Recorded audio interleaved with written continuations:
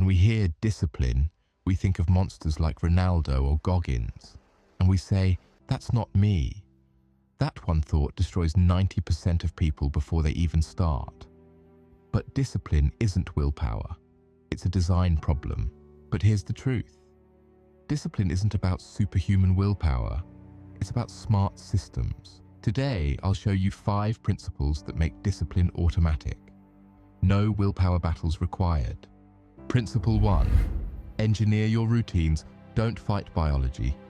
Cristiano Ronaldo isn't a machine because he has unlimited willpower.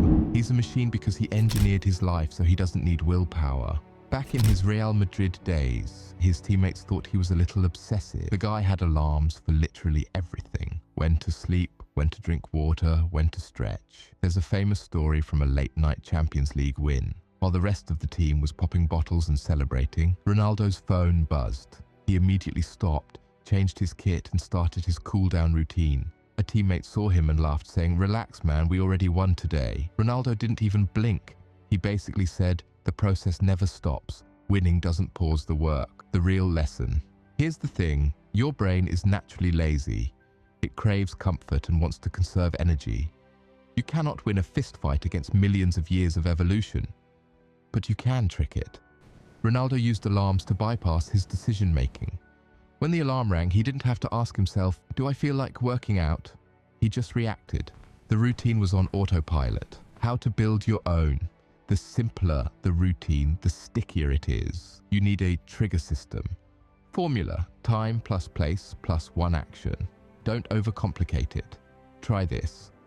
Every morning at 7 a.m. I sit at my desk, put on my deep focus playlist, and do exactly 20 minutes of work.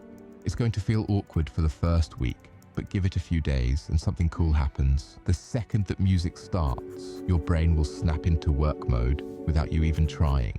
Principle 2, forcing functions design your life to remove choice. There's the story of Demosthenes in ancient Greece. He wanted to be a world-class public speaker, but he was painfully shy and couldn't stop getting distracted. His solution was extreme. He shaved exactly half of his head. He looked so ridiculous that he literally couldn't step foot outside. He trapped himself in his room, with no social life and nowhere to go. He spent months practicing with stones in his mouth to fix his speech. He didn't become a legendary orator because he had grit. He became one because he made it impossible to do anything else.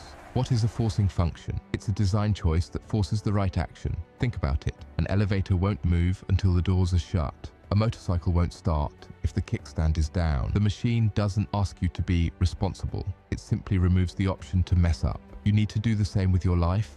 As long as "I'll do it tomorrow" is an option, you're going to take it. You have to close the escape routes. 2 ways to trap yourself into success. The hostage alarm. If you hit snooze 6 times, stop relying on willpower. Get an app that won't turn off until you scan a specific barcode, like the one on your toothpaste. To stop the noise, you have to get out of bed and walk to the bathroom. By the time the noise stops, you're already standing in front of the sink. The need lock rule. Lock your basic comforts behind your hardest task. I had a friend who lived by a weird but brilliant rule. No revision, no brushing. He wouldn't allow himself to brush his teeth until he reviewed his notes from the day before. It sounds crazy, but it worked. Tie your coffee, your breakfast, or your morning scroll through your phone to a specific task. Don't just try to be disciplined, force yourself into it by making your needs the reward. Principle 3. Make pain immediate. Ever wonder why it's so easy to choose a bag of chips and a movie tonight over the dream body you want next year? It's because your brain is a bit of a short-term hustler. It values a tiny bit of comfort right now way more than a massive success later. Psychologists call this hyperbolic discounting. Essentially, your brain discounts the value of a reward the further away it is. But it gets weirder. MRI scans show that when you think about yourself 10 years from now, your brain reacts as if you're thinking about a complete stranger. To your mind, the you of the future isn't actually you. It's just some random person who will have to deal with the consequences of your current laziness. That's why you can't feel the motivation for future goals. To fix this, you have to bring the stakes into the present. 2 ways to trick your brain into starting one. The do-nothing choice. If you're procrastinating on a paper or a project, stop fighting it. Instead, sit down and give yourself 2 choices. Work on the task or do literally nothing. No phone, no music, no staring at the ceiling. Just sit there. Within minutes, your brain will get so restless and bored that it will start begging you to work. Suddenly, hard work feels like a relief compared to the agony of doing nothing. The penalty pack. Since your brain doesn't care about future loss, make the loss happen today. Hand a friend 500 rupees and say, "If I don't text you a photo of my finished work by 8 p.m, the money is yours.